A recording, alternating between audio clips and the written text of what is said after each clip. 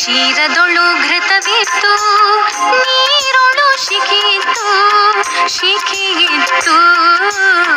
ಕ್ಷೀರದೊಳು ಘೃತವಿತ್ತು, ನೀರೊಳು ಶಿಖಿಯಿತ್ತು, ಶಿಖಿಯಿತ್ತು. ಆರಿಗೆಯು ತೋರದಿಹುದಂತೆ ತನ್ನೊಳಗೆ, ಆರಿಗೆಯು ತೋರದಿಹುದಂತೆ ತನ್ನೊಳಗೆ. ಸಾರಿಹನು ಶಿವನು ಸರ್ವಜ್ಞ, ಸಾರಿಹನು ಶಿವನು ಸರ್ವಜ್ಞ.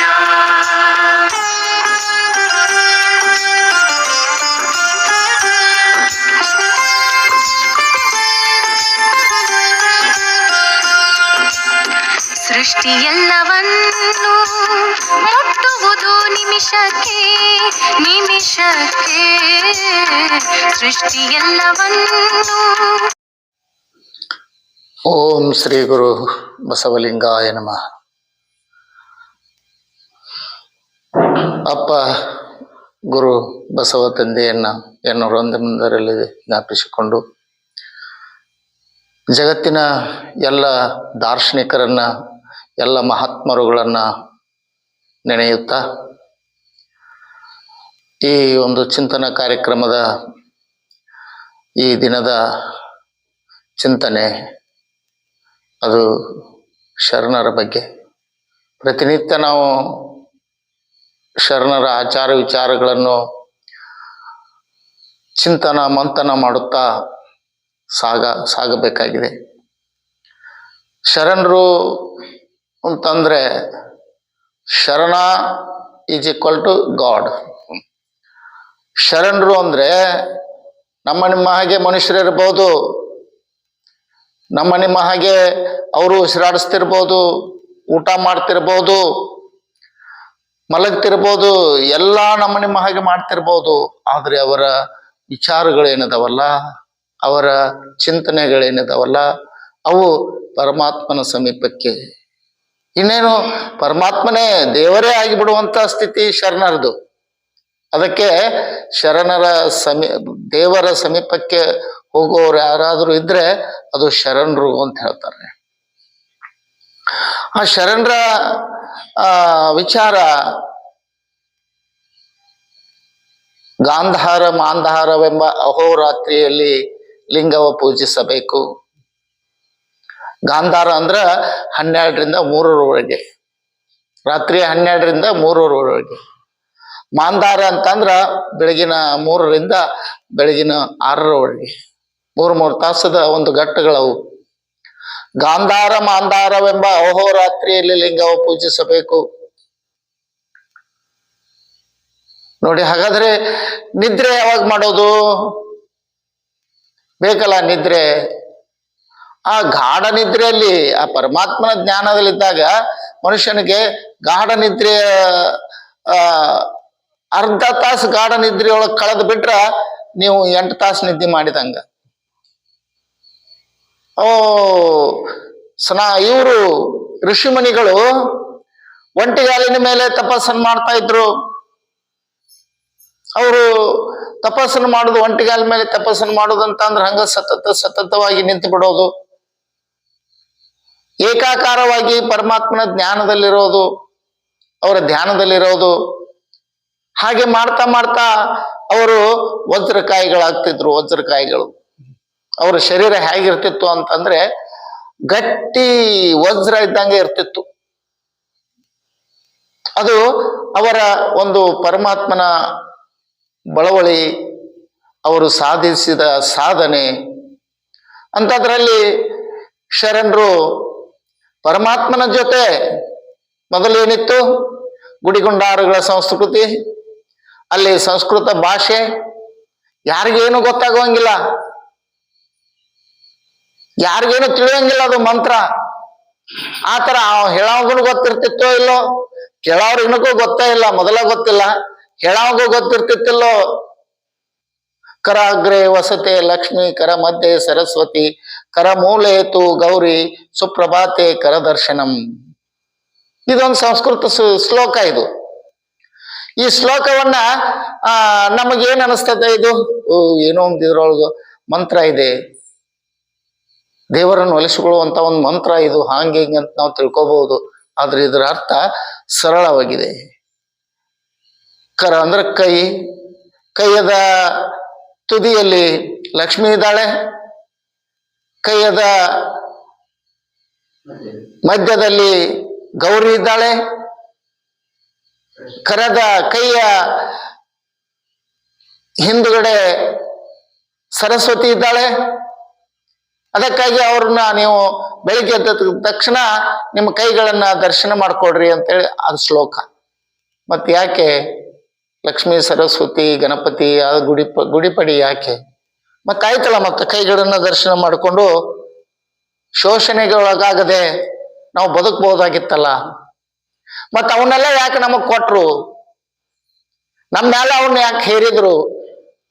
33 ಕೋಟಿ ದೇವಾನು ದೇವತೆಗಳು ಇವತ್ತು ದೇಶದಲ್ಲಿ, ಇಂಡಿಯಾದಲ್ಲಿ ಹುಟ್ಟಿದಾವೆ. ಬೇರೆ ಯಾವ ದೇಶದಲ್ಲೂ ಇಷ್ಟು ದೇವತೆಗಳಿಲ್ಲ, ದೇವರೇ ಇಲ್ಲ. ಆದರೂ ನಮ್ಮ ಮೇಲೆ ಭಯ. ಇಷ್ಟು ದೇವರುಗಳಿದ್ರೂ ನಾವು ಭಯದಲ್ಲಿ ಬದುಕ್ತಾ ಇದ್ದೇವೆ. ದೇವರ ಭಯ,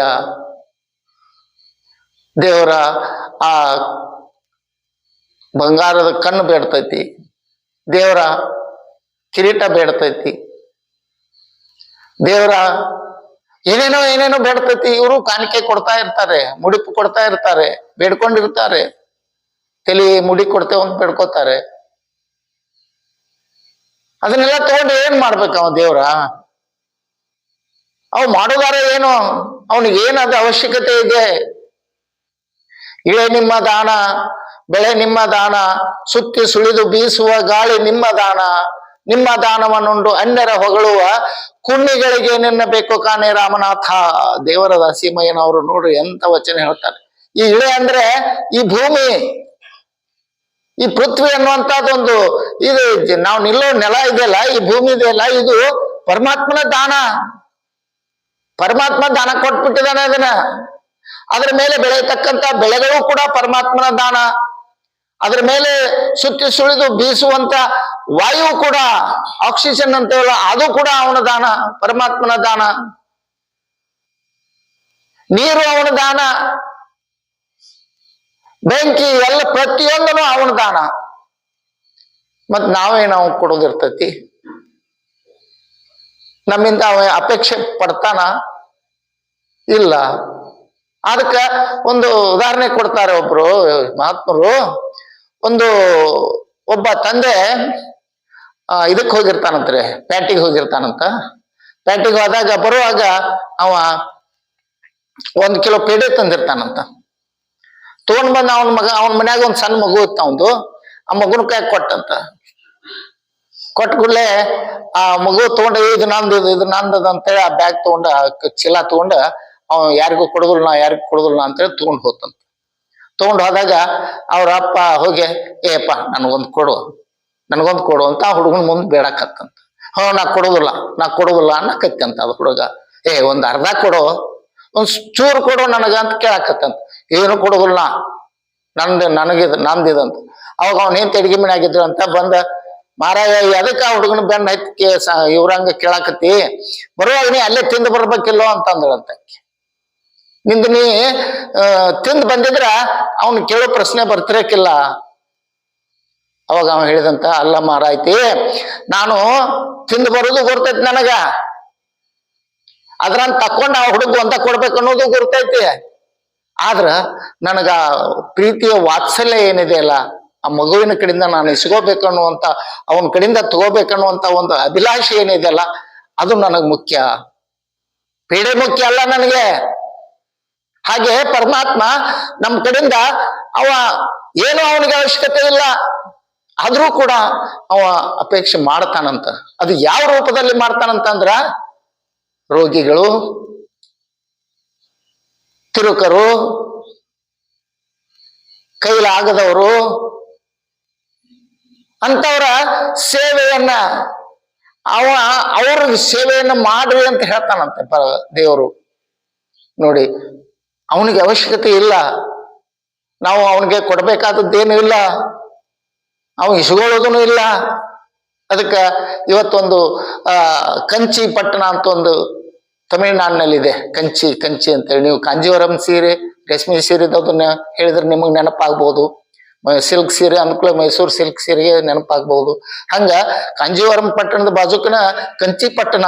ಆ ಕಂಚಿ ಪಟ್ಟಣವನ್ನ ಒಮ್ಮೆ ಕರಿಕಾಲ ಚೋಳ, ಹಿಂದೆ ಕರಿಕಾಲ ಚೋಳ ಅನ್ನುವಂತ ಒಬ್ಬ ರಾಜ ಅದನ್ನ ಆಳ್ತಿದ್ದ. ಶಾತವಾಹನರು, ಚಾಲುಕ್ಯರು, ಚೋಳರು, ಹೊಯ್ಸಳರು, ಹಿಂಗ ಆ ಇತಿಹಾಸ ಇದೆ ಇಲ್ಲಿ. ಅಂತ ರಾಜ ಅದನ್ನ ಪಟ್ಟಣವನ್ನ ಆಳ್ತಾ ಇದ್ದ.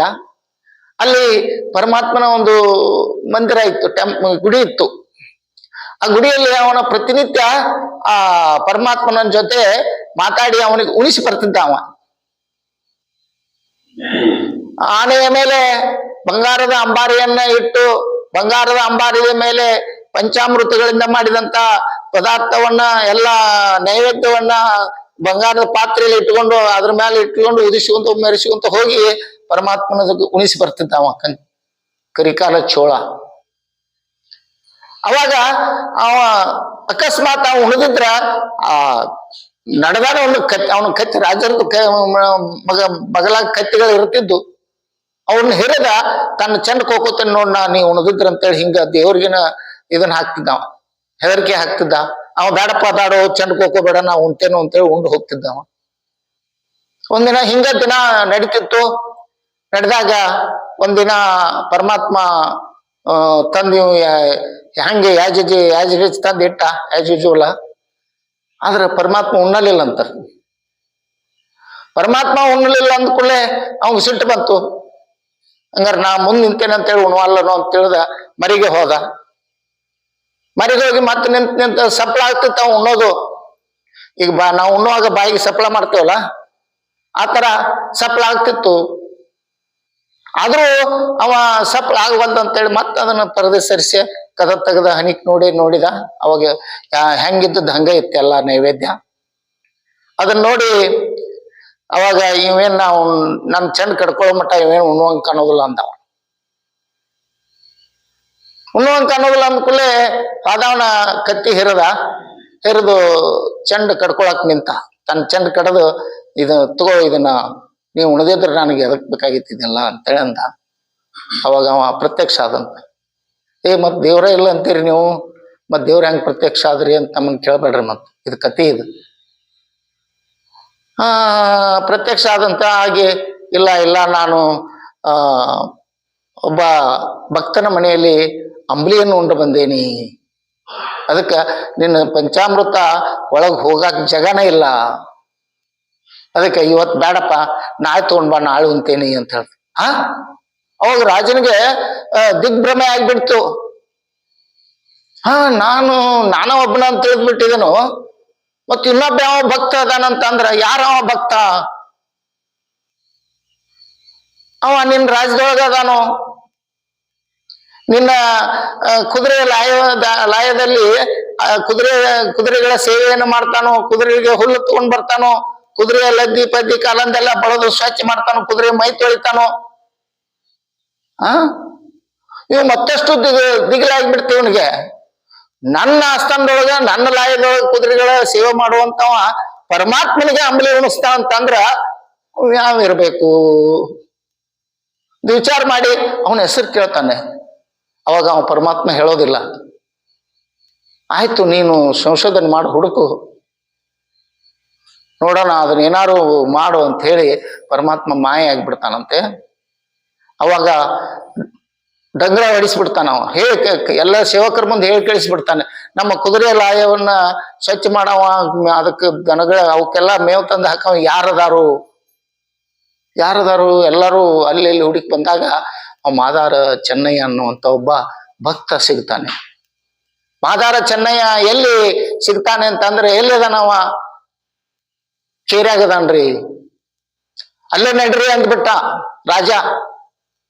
ಎಲ್ಲ ಗಲೀಜ್ ಓಣಿ, ತುಂಬಾ ಗಲೀಜು ಓಣಿ, ನೊಣ ಕುಂತ ನೊಣ ಹೇಳುವಂತ ಓಣಿಗಳು.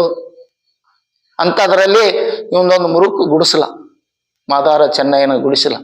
ಎಂಥದ್ದು ಮುರುಕು.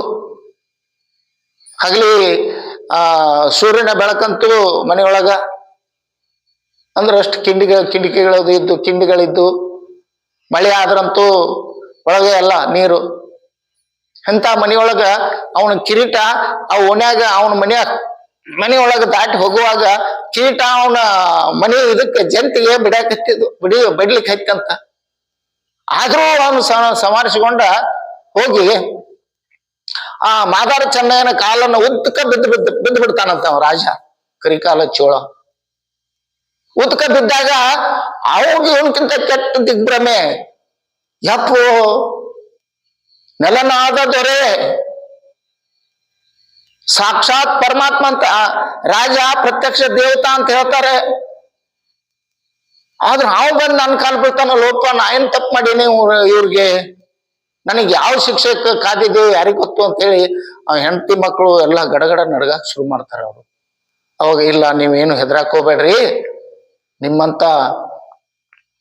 ನಿಮ್ಮಂತವ್ರ ಮನೆಯಲ್ಲಿ ಪರಮಾತ್ಮ ಉಂಡೋಗಿದ್ದಾನೆ, ಆ ಅಂಬಲಿಯ ರುಚಿಯನ್ನು ನನಗೂ ಸ್ವಲ್ಪ ತೋರಿಸು ಚೆನ್ನಯ್ಯನವ್ರೆ ಅಂತ ಕೇಳ್ತಾನೆ ಅವ ರಾಜ. ನನ್ನ ಜೊತೆ ನನ್ನ ಮನೆಯಲ್ಲಿ ಪರಮಾತ್ಮ ಉಂಡು ಹೋಗಿದಾನ. ಅವಾಗ ಅವನ್ ಸಣ್ಣದೊಂದು ಪೂಜಾ ಗ್ರಹ ಇರ್ತದ, ಆ ಪೂಜಾ ಗ್ರಹದೊಳಗೆ ಹೋಗಿ ಹೇಳ್ತಾನೆ, ದೇವ್ರೇ ನಾನ್ ನಿನಗೇನು ಕೆಟ್ಟ ಮಾಡಿದ್ನಿ, ನನ್ನ ಭಕ್ತಿಯನ್ನ ಇಷ್ಟ್ಯಾಕೆ ಅದನ್ನ ಸ್ಪ್ರೆಡ್ ಹೊರಗೆ ಹಾಕಿದಿ, ಇಷ್ಟ್ಯಾಕೆ ಅದನ್ನ ಇದನ್ನ ಮಾಡಿದಿ, ನಾ ಏನ್ ನಿನಗ್ ಮೋಸ ಮಾಡಿದ್ನಿ, ನಾ ಏನ್ ಕಡಿಮೆ ಮಾಡಿದ್ನಿ, ನಿನಗೆ ಏನ್ ಕೆಟ್ಟ ಮಾಡಿದ್ನಿ, ಭಕ್ತಿಯಲ್ಲಿ ಕಡಿಮೆಯೋ, ನಡೆ ನುಡಿಯಲ್ಲಿ ನಾನು ಏನಾರು ತಪ್ಪಿದ್ನೋ, ನೀನು ಎಂತ ಕೆಲಸ ಮಾಡಿದೆ ಅಂತ ದೇವರು ಕೂಡ ಕನ್ನಡದಲ್ಲಿ ಮಾತಾಡ್ತಾನೆ. ಶರಣರ ಒಂದು ಒಳ್ಳೆ ಕೆಲಸ ಅಂತಂದ್ರೆ ಕನ್ನಡದಲ್ಲಿ ಪರಮಾತ್ಮನ ಜೊತೆ ಮಾತಾಡಿದ್ದಾರೆ ಅವರು. ಅದೇ ಸಂಸ್ಕೃತ ಭಾಷೆ ಒಳಗಿತ್ತಂತ ಹೇಳಿದ್ನಲ್ಲ, ಆ ಸಂಸ್ಕೃತ ಭಾಷೆ ಯಾರಿಗೂ ಬೇಡ, ಯಾರಿಗೂ ಅವಶ್ಯ ಇಲ್ಲ. ಸಂಸ್ಕೃತ ಭಾಷೆ ದೇವ ಭಾಷೆ ಅಂತ ಹೇಳ್ತಾರೆ. ಯಾವ ಭಾಷೆ ಆದ್ರೆ ಏನ್ರಿ, ಎಲ್ಲಿ ಮಾತಾಡೋದು, ಬಾಯಿಲೇನ ಮಾತಾಡೋದು, ಕನ್ನಡದೊಳಗೆ ಮಾತಾಡಿದ್ರು ಬಾಯಿಲೇನ ಮಾತಾಡೋದು, ಸಂಸ್ಕೃತದೊಳಗೆ ಮಾತಾಡಿದ್ರು ಬಾಯಿಲೇನ ಮಾತಾಡೋದು, ಇಂಗ್ಲಿಷ್ದೊಳಗೆ ಮಾತಾಡಿದ್ರು ಬಾಯಿಲೇನ ಮಾತಾಡೋದು. ಅವು ಅಲ್ಪ ಬಿಟ್ಟ ಅವು ಏನಿರ್ತಾವಲ್ಲ ಅಕ್ಷರಗಳು, ಅವ್ರಿಂದ ಅವಕರಿಂದನ ಮಾತಾಡೋದು.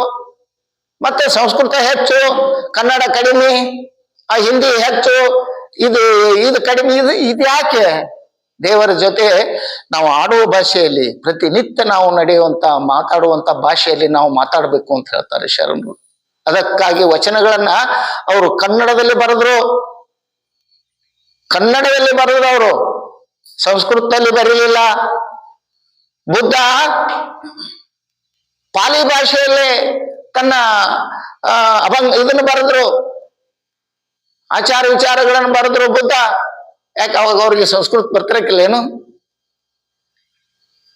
ಆಡು ಭಾಷೆಯಲ್ಲಿ ಜನರಿಗೆ ಅದು ನಾವು ಮಾತಾಡಿದ್ದು, ನಾವು ಇದನ್ನ ಮಾಡಿದ್ದು ಎಲ್ಲರಿಗೂ ಅದು ಗೊತ್ತಾಗಬೇಕು. ನಾವಷ್ಟೇ ಯಾರಿಗೂ ಗೊತ್ತಾಗಬಾರ್ದು ಅಂತೇಳಿ ಮಾತಾಡ್ತಿರ್ತಾರ. ಇಂಗ್ಲಿಷ್ದಾಗ ಮಾತಾಡೋದು, ಹಿಂದಿ ಒಳಗೆ ಮಾತಾಡೋದು.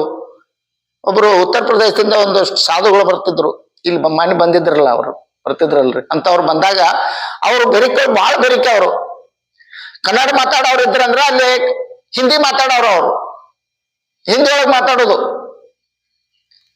ಹಿಂದಿ ಮಾತಾಡೋರು ಇದ್ರಂದ್ರ ಅವ್ರ ಮುಂದೆ ಕನ್ನಡ ಮಾತಾಡೋದು. ಅಂದ್ರೆ ಅವ್ರು ಮಾತಾಡೋದು ಇಷ್ಟು ಬೆರಿಕಿದ್ರಲ್ಲ, ನಾವು ಏನ್ ಮಾತಾಡ್ತೇವೋ ಅವ್ರಿಗೆ ಗೊತ್ತಾಗಿರ್ಬಾರ್ದು, ಮತ್ ಅವ್ರಿಗೆ ಅದು ತಿಳಿದಿರಬಾರ್ದು. ಆ ತರ ನಾಟಕ ಮಾಡುವಂತ ಜನರವರು. ಅದು ಬೇಡ ಅಂದ್ರ ಅವರು ಶರಣರು. ಅಂತದ್ ಬೇಡ ನಮಗೆ. ನಾವು ಏನ್ ಮಾತಾಡ್ತೇವಿ ಅದು ಎಲ್ಲರಿಗೂ ಗೊತ್ತಾಗಿರ್ಬೇಕು, ಪ್ರತಿಯೊಬ್ಬರಿಗೂ ಗೊತ್ತಾಗಿರ್ಬೇಕು, ಪ್ರತಿಯೊಬ್ಬರು ಅದನ್ನು ಕಲ್ತಿರ್ಬೇಕು. ಅವಾಗ ಮಾದಾರ ಚೆನ್ನೈ ಹೇಳ್ತಾನೆ, ಯಪ್ಪ ತಂದೆ, ಏನು ನನಗ ಅನ್ಯಾಯ ಮಾಡಿದೆಯಪ್ಪ, ಏನು ನನಗೆ ನೀ ಮೋಸ ಮಾಡಿದಿ ನೋಡಿ, ನೀ ಏನ್ ಮೋಸ ಮಾಡಿದಿ ನನಗ. ಅವಾಗ ರಾಜ ಪ್ರತ್ಯಕ್ಷ ದೇವತಾ ಅನಿಸ್ಕೊಂಡಂತ ರಾಜ ಅವನ ಮುಂದೆ ನಿಂತಿದ್ದಾನೆ. ಅವನ ಹೆಂಡತಿ ಮಕ್ಕಳು ಗೋಳಾಡಿ ಆಡ್ತಿದ್ದಾರೆ. ರಾಜನ ಮನೆಗೆ ಬಂದ್ರ, ಈಗ ಅಕಸ್ಮಾತ್ ಚೀಫ್ ಮಿನಿಸ್ಟರ್ ಸಿದ್ದರಾಮಯ್ಯ ಅಥವಾ ಪ್ರೈಮ್ ಮಿನಿಸ್ಟರ್ ನರೇಂದ್ರ ಮೋದಿ ಇಲ್ಲಿ ನಮ್ಮ ಎದುರಿಗೆ ಬಂದ್ರೆ ನಮಗೆ ಹೆಂಗ ಅನಿಸ್ತೈತಿ? ಆತರ ಅವ್ರಿಗೆ ಮಾದಾರ ಚೆನ್ನೈನ ಮನೆಯೊಳಗ ಆತು. ಇಡೀ ರಾಜ್ಯಸಭೆಯ ಒಡ್ಡೋಲಗವೇ ಅಲ್ಲಿ ಕೇರಿಯಲ್ಲಿ ಬಂದು ನಿಂತಿದೆ. ಅಂತದ್ರಲ್ಲಿ ಅವನ ಮನೆಯ ಅಂಬಲಿಯನ್ನ ಕುಡಿದು, ಅದು ಎಂತಾದ್ರಾಗ ಮುಚ್ಚಳದಾಗ, ಮುಚ್ಚಳ ಅಂತ ಗೊತ್ತೈತಿಲ್ಲ ನಿಮ್ಗ, ಮುಚ್ಚಳ, ಮಣ್ಣಿನ ಮುಚ್ಚಳ ಇರ್ತಾವ, ಮಣ್ಣಿನ ಗಡಿಗೆ, ಗಡಿಗೆ ಮೇಲೆ ಮುಚ್ಚಾಕ್ ಮುಚ್ಚಳ, ಈ ತರ ಆ ಮುಚ್ಚಳದೊಳಗ ಅಂಬಲಿಯನ್ನ ಹಾಕಿ ಕೊಡ್ತಾನೆ ಮಾದಾರ ಚೆನ್ನಯ್ಯ. ಅದು ಇಷ್ಟು ರುಚಿ ಇರ್ತೈತಂತ ಅದ ಪರಮಾತ್ಮ ಶಿವನ ಹೇಳಿದ್ದಂತ ಅವನಿಗೆ. ಆ ಮಾದಾರ ಚೆನ್ನಯ್ಯನ ಅಂಬಲಿಯ ರುಚಿ ಅಯ್ಯೋ ಅಮೃತಕ್ಕಿಂತ ಹೆಚ್ಚು ರುಚಿಯಾಗಿತ್ತು. ಅದನ್ನ ನಾನು ಹೊಟ್ಟೆ ತುಂಬಾ ಕುಡಿದು ಬಂದಿದ್ದೇನೆ. ಈಗ ಅದ್ರಲ್ಲಿ ಹೊಟ್ಟೆಯಲ್ಲಿ ಏನು ಒಂದು ಒಂದು ಒಂದು ಒಂದು ತುತ್ತು ಒಳಗೆ ಹೋಗ್ಲಿಕ್ಕೆ ಜಾಗ ಇಲ್ಲ. ಅದಕ್ಕ ಇವತ್ತು ಉಣ್ಣೋದಿಲ್ಲ ಅಂತ ಅವ್ನು ಹೇಳಿದ್ದನ್ನು ಕೇಳಿ ಆ ಅಂಬಲಿಯನ್ನ ರುಚಿಯನ್ನ ನೋಡಿ ಆ ಮಾದಾರ ಚೆನ್ನಯ್ಯನಿಗೆ ಹೇಳ್ತಾನೆ, ಕರಿಕಾಲ ಚೋಳ, ಆಯ್ತಪ್ಪ, ನೀನು ಅಶ್ವದಳದ ಅಧಿಪತಿಯನ್ನು ಮಾಡ್ತೇನೆ, ನನ್ನ ಕುದುರೆಗಳ ಸೈನ್ಯ ಏನಿದೆಯಲ್ಲ, ಆ ಸೈನ್ಯದ ಲೀಡರ್ ನಿನ್ನ ಮಾಡ್ತೇನೋ ಅಂತ ಹೇಳ್ತಾನೆ. ನನಗೆ ಯಾವ ಲೀಡರ್ಕಿನೂ ಬೇಡ, ಅಶ್ವದಳದ ಅಧಿಪತಿನೂ ಆಗೋದು ಬೇಡ, ನಾನು ಪರಮಾತ್ಮನ ಜೊತೆ, ಪರಮಾತ್ಮ ಅವನ ಕೈಯೊಳಗೆ ನಾವಿರ್ತೇವೆ ಅಂತಂದ್ರೆ ಅದು ಎಂತ ಅಧಿಪತಿ, ಮಹಾರಾಜನಿಗಿಂತ ಮಿಗಿಲಾದ ಅಧಿಕಾರ ಅದು. ಸದಾ ಅವನ ಜೊತೆ ನಾನು ಮಾತಾಡ್ತೇನೆ, ಸದಾ ಅವನ ಜೊತೆ ಇರ್ತೇನೆ ಅಂತದ್ರಾಗ, ರಾಜರೇ, ಮಹಾರಾಜರೇ, ದಯಮಾಡಿ ಕ್ಷಮಿಸಿ, ನಾನು ನಿಮ್ಮ ಯಾವ ಅಧಿಕಾರದ ಆಶೆಯೂ ನನಗಿಲ್ಲ, ನಿಮ್ಮ ಲಾಯದಲ್ಲಿ ಸೇವೆ ಮಾಡುವಂತದ್ದು ಒಂದು ಕೊಟ್ಟಿದ್ದೀರಲ್ಲ, ಅದೇ ಸಾಕು. ಅಷ್ಟು ಆ ಕೆಲಸವನ್ನು ಮಾಡ್ತಾ ಪರಮಾತ್ಮನ ಜೊತೆ ನಾನು ಒಡನಾಡ್ತೇನೆ, ನಾನು ಬದುಕ್ತೇನೆ.